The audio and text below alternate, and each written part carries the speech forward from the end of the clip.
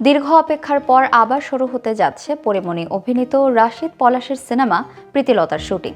মাতৃত্বকালীন বিরতি ও নানা কারণে দীর্ঘ সময় আটকে থাকা সিনেমার অসম্পূর্ণ অংশ এবার ক্যামেরার সামনে সম্পন্ন হবে। পরিমণি ফিরছেন বীরকন্যা প্রীতিলতার ভূমিকায়, আর পরিচালক জানিয়েছেন আগামী বছরের এপ্রিল মাসে কাজ শুরু হবে চট্টগ্রামের অংশের শুটিং দিয়ে। দর্শকরা আবারও পর্দায় দেখতে পাবেন ইতিহাসের এই নীরব বীরকন্যার সংগ্রামের গল্প। 2020 সালে শুরু হয়েছিল দুটি ভিন্ন প্রীতিলতা সিনেমার শুটিং। প্রদীপ ঘোষের বীরকন্যা প্রীতিলতা সিনেমায় প্রীতিলতার চরিত্রে ছিলেন নুসরাত ইমরোজ তিশা।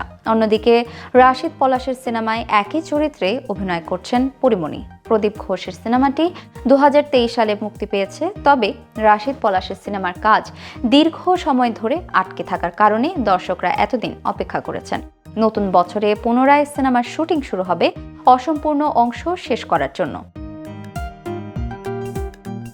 এদিকে সোশ্যাল মিডিয়ায় পরিমণির সঙ্গে একটি ছবি শেয়ার করে রাশিদ পলাশ লেখেন, এবার প্রীতিলতাও শেষ হবে ইনশাআল্লাহ 2026। মন্তব্যে পরিমণি লিখেছেন, আমিও প্রস্তুত আছি, যা নিশ্চিত করছে শুটিংয়ের জটিলতা কাটিয়ে নতুন বছরে তিনি ক্যামেরার সামনে দাঁড়াবেন। পরিচালক রাশিদ পলাশ জানান, 2020 সালের শেষ দিকে শুটিং শুরু হয়েছিল এবং তখন প্রায় 30% কাজ সম্পন্ন হয়েছিল। ঢাকা অংশের কাজ ইতিমধ্যেই শেষ। এবার চট্টগ্রাম অংশের শুটিং হবে। রোজার ঈদের পর এপ্রিল মাসে আবার ক্যামেরা ওপেন করতে পারবেন বলে আশা প্রকাশ করেন তিনি। এরপর শুরু হবে সম্পাদনা এবং অন্যান্য পোস্ট প্রোডাকশন কার্যক্রম।